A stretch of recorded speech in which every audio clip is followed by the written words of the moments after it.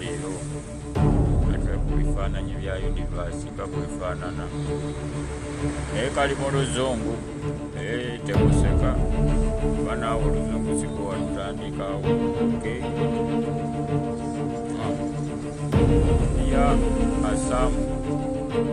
some we've taking photos of the universe in kind captured by space telescopes and globes. Tour of what you are seeing, galaxies, massive cities of stars,